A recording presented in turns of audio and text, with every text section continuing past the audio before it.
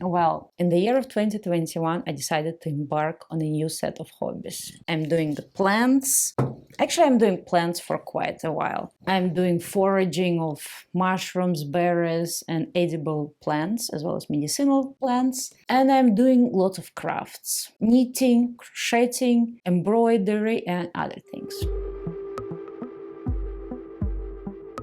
And one would ask, Stella, what does it have to do with sustainability? Trust me, it has. And let me talk about it. And in this video, I want to share with you how even little things like things we're interested ourselves in, like our hobbies and little projects we do on the side, those things can actually teach us some lessons in terms of sustainability, also make us look at ourselves, our planet, and sustainability in different way, and also can teach us the new ways to be sustainable. All the hobbies I mentioned right now, they're like hobbies that I do with hands. And in contrary to my work always was a cognitive task. I used to work in the office as a brand manager, then I started doing like freelancing and content production, but it was always, I was using my brain to do my work instead of actually using my hands to do physical labor. And all my hobbies right now are actually something connected with the physical labors. It's still a lot of cognitive tasks when I'm trying to learn new things, but it's also me working with my hands. The same with knitting, like I'm doing my own clothes. It's a big thing, it's this thing one day gonna be a vest. I hope so, probably will be. Actually learned a lot what is the cost of physical labor. For example, find the yarn to make, to order my knitting needles, to learn how to knit, to find the proper, pattern, to have something that I like. And then knitting it. For example, it took me, I think, 3 days to just knit this. I'm not even close to having my own vest. So I was thinking a lot when I was knitting things or embroidering things or crocheting. When we talk, for example, about sustainable fashion, we always think like why things are so expensive. But when you start doing your own clothes, you will actually ask yourself, why the heck we expect a sweater to cost us $5 if it takes me several days or even weeks if it's a real sweater to make it? Like if I want to use natural fibers, it costs a lot to buy those yarns, to buy those fibers with ingredients, with fibers, with labor, with marketing, production, transportation. This thing will only cost $10, while it will cost me probably $50 to make my own sweater without even the labor cost. And also it somehow teaches me to respect things. When I buy something in the store for $10, of course I'm not going to respect it the same way as the yarn I was hunting for a month because I needed this specific cotton red yarn I had in mind and I was looking for it. And I was actually, this yarn is secondhand. I mean, it's not technically secondhand, it wasn't used before, but I bought it from a person who bought it before me, was planning to do something with it, but never did, and I bought it off Mercari. So, it took me a while to hunt for this thing that will cost cheap, that I can buy secondhand, because that was my rule, to buy secondhand yarn, and also to find the color I want, the fabric and stuff like that. And now when I'm gonna have this vest, if it's gonna be looking the way I want it to look, I hope it will, I'm gonna respect this thing. I will not just easily throw it away and say like, I don't want to wear it. No, because I chose the pattern I want. I'm gonna make it the way I want it to make. And if it's not gonna turn out as I want, I will undo it and do something else or redo it. And I'm sure after I spend so many weeks doing it, I'm not only gonna have a thing that already brings me instant joy because it's gonna be something I was waiting for a while, but I'm gonna respect it because I'm gonna respect my own work. And through this, I can actually also learn to respect other people's work. So when I buy something and I barely wear it once or twice, it's disrespectful to the person who spent quite some time making it. The thing I mentioned, like you can always find the new ways to be sustainable. Let's look on other areas of my life where else I can be sustainable. For example, when I was starting these hobbies, I knew like, okay, buying new yarn, buying knitting needles and other like, accessories that I need for knitting or crocheting or whatever. And also trying to start a low buy year was kind of contradictory. So I was like thinking, okay, if I'm gonna buy these things, how about I only allow myself to buy them if I can find a sustainable way. For example, when I was choosing the needles, the knitting needles, I knew I'm gonna only look at something either metal or this is bamboo, I think, because this is more like sustainable material instead of buying plastic. The same with yarn. I either gonna buy a yarn that is secondhand or like, somebody already bought it before, store. Also, I only gonna buy natural fibers, like specifically, because this is much better in terms of, biodegradability. And also, if I want to buy something new, like a new yarn or like new things, I only gonna support either small businesses or I gonna support like sustainable stores. This is the way how I found few companies, like for example, these guys, we are the knitters, also another one, Wool and the Gang, another one, Good Darn Yarn. But instead of buying to like giant store like Michael's, that's the store where you can buy all craft supplies. So like, no, I don't want to buy any more from Michael's. I want to find small like suppliers who are dedicated to sustainability. For example, this company, we are the knitters, they only support like sustainable fibers, fair trade and stuff like that. So it's actually, I can expand my sustainability approach not only to the how I buy food or how I buy clothes, but also how I do my hobbies. Also, I can be creative. For example, for knitting, I needed to buy stitch markers. I was like, how I can be creative and avoid buying those stitch markers that are often made from plastic? Can I create something? Can I already reuse? So actually, I found a way to reuse something that I already had at home. Or I can create my own one. So it teaches me to be creative. So it's kind of interesting how sustainability,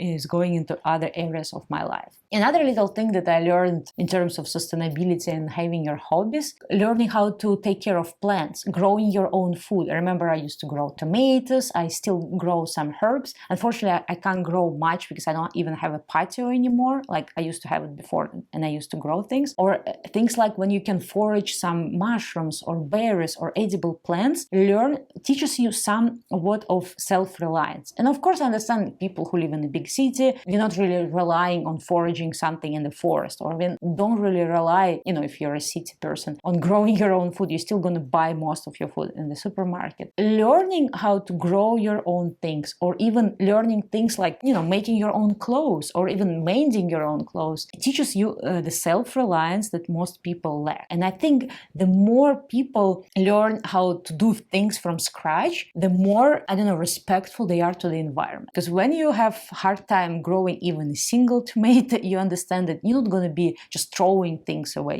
You're going to avoid food waste, because it's really hard to grow something and you don't want to have a food waste. And just idea that I technically don't need to buy a sweater anymore because I can do my own sweaters. This idea is like big for me. I can actually be self-reliant. Another thing that's important, that when you do things in your own way, you can actually learn how to do them responsibly. Same as making clothes. You can choose natural fabric or those fabrics that are sustainable compared to like using some synthetics or some unsustainable or unethically, sourced fabrics. For example, I'm also into cooking. So when I cook certain things at home, it's not that I cook better than what I can buy in the store. But for example, if I make my own food, I know exactly what goes in there, and I can avoid some bad ingredients or some unnecessary ingredients and crap like that. The same with growing food, like if you grow your own tomato, you understand you don't want to put some crap into it. So you're going to choose organic fertilizers, you're going to choose organic soil and stuff like that. And I think it's also a big thing that you can actually control more. So you not only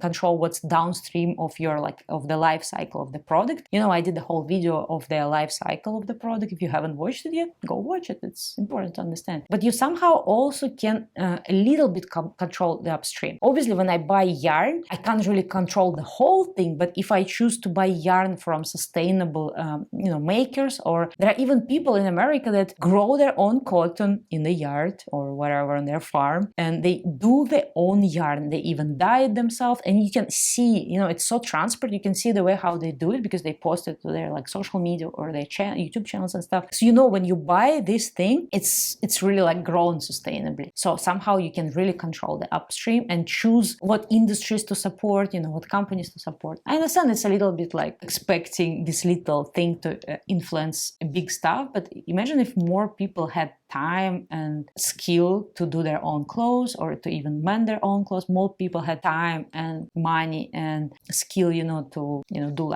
different little projects. We could influence this industry better. I understand it's more like a wishful, idealistic thinking, but why not? Good if it happened. Maybe one day, finally, our governments decide that working 5 days a week is kind of a lot, and we should be paid the same for working 3 days a week. So we have the rest of the time where we can actually create our own clothes and stuff like that. And for me, like doing crafty projects is also a thing where I can have a triple result. That's the way how I call it. I can have fun, I can learn a new skill, and it's always important to learn a new skill because I don't know, you just have to keep your brain busy, I think, if you want to stay young and healthy long. And you also create things that you want. For example, I crocheted a sweater for my dog, the way how it needed to be done for her particular dimensions. And I knew instead of looking for this sweater, I can actually do my own sweater for my dog. Or I can actually knit or crochet certain pieces of decor that will be unique to the way I want them to be. I can also upcycle things because technically you can take all t-shirts, cut them in ribbons and create your t-shirt yarn and make rugs, I don't know, puffs, little pillows, and I don't know, different things. I even crocheted my own scrubber for dishes, and also I crocheted my, I don't know how you call it, the thing that you use to like a washcloth. And you not only like, you know, create something you need, but you also have fun in learning new skill. And last but not least, I understand that having free time for crocheting, knitting, foraging mushrooms, cooking and stuff, it's a little bit of a benefit of having free time. Not everyone has a spare time, but for me, it's not that I have the abundance of free time. That's why I'm doing these little projects. It's more because I don't have friends and don't go anywhere and stay at home, and that's my way to spend time, to be honest, at least right now at this point of my life. But also because I understand that my mental health is my own responsibility, and if I don't do anything to improve my mental health, it's gonna degrade, you know? Like I need things, and also the older I get, I also need to keep my brain busy because I want my brain to stay sharp, my mental health to stay like also sharp and stuff like that. Like finding little hobbies besides your work or besides your like daily routine, it's important because hobbies bring you joy. They give you, especially the hobbies that I talked about, they're like physical, like any physical hobby is always good because it gives like a rest for your brain. Also for me personally, things like, you know, anything with house plants and anything with like a crafty hobbies like crocheting or knitting, it's so meditative. Like in the evening, usually I'm so hyped after my work day because I usually work in the afternoon, so it's hard for me to go to bed. But after I sit there for an hour, just watch a movie or listen to podcasts, crochet, it really slows me down, and I had the best sleep after I started knitting and crocheting this year. I really had the best sleep because I also get tired, and it naturally makes me fall asleep faster. Also, it's when you actually learn a new skill and you finally like, you know, complete a project, like the first, you know, like embroidery I did that I really loved how it turned out. I was like so happy. I was like so excited. I was like so, you know, accomplished and I don't know, satisfied that I can actually do something that I really like. And it gives me joy. It gives me so many like, you know, good positive moments in my life. So it's also benefits to the mental health. And also I think, especially for city people, when we are so far from physical labor, we can really benefit from physical labor. I think the best day I had, okay, it was not last year, the day before, like I was doing volunteering projects with the botanical garden. Actually, I'm planning to go back. I was so busy because we were like outside. It was like super hot. We were like watering, planting some plants. And I was so tired because we worked, I think, from 9 a.m. until 1 p.m. I came home. I was like exhausted. But that was the best exhaustion ever. I don't know. I truly believe that people who work in the offices or who have like a desk job or have any cognitive job, like we really need to find some physical labor in our life. Not just the one like cleaning the house or washing dishes, like some physical labor with the meaning. I don't know. I think it's such a good change, and it's such a good way to get tired and at the same time also rest from our other things. And the last thing in terms of mental health, I was reading this book by sisters Nagoski, you know, the Burnout, and they had this really interesting idea in this book, or was it in their interview? Anyways, the idea comes from them. They were saying like, you know how the people say like, oh, just follow your passion and your passion becomes your job and then you'll be always happy. And usually it's not true. And you know, if photography is your hobby, but as soon as you start working as a photographer, when it becomes your job, when you have to do lots of things that are not part of the passion, but more part of the administrative or logistic stuff, you might lose the feeling of passion. You actually have to find another passion. If your passion becomes your job, and for me, like, blogging used to be my passion, became my job like 8 years ago or 10 years ago. So it's always good to find other little passions. And for me, all my crafty projects like knitting, embroidery, mushrooms, plants, they are my new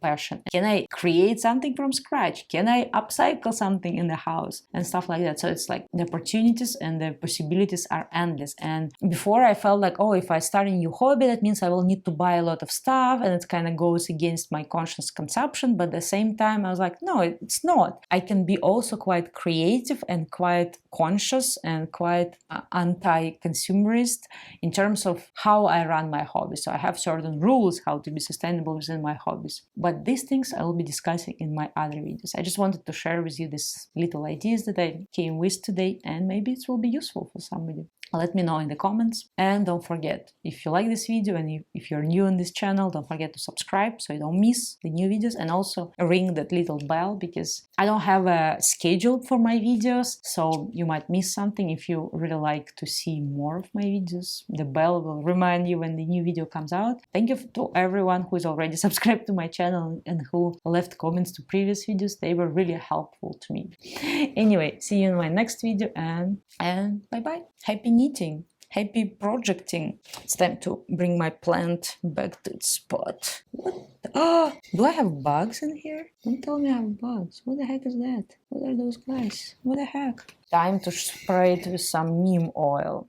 When I was learning how to take care of plants, especially when it was in Bali, I noticed that it's really hard to not spray plants with some pesticides, because otherwise some bugs come and eat your plant and it dies quite quickly, especially if it's edible. If you grow tomatoes, if you don't do anything to it, it will die, guaranteed. And also you think like, oh, I need to do something. I need to spray my plant with something so the bugs don't come. But then you can, first of all, you can always find some, organic, sustainable, like bug sprays, but also you can go even deeper and find some, homemade remedies. I remember, like, I found from one Indonesian guy, I found this recipe when you mix pepper, mint, garlic, a little bit of salt, and something else. And if I find this recipe, I will link it down below. And you create this concoction, and then you spray your plant, and they really help against the pest. It really worked for me. Actually, I haven't tried this recipe again because I was just buying some organic,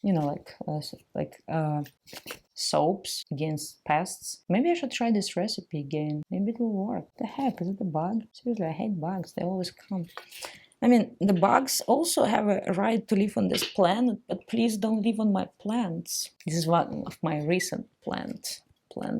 I bought it. Bye-bye. It's enough, Stella. Stop it.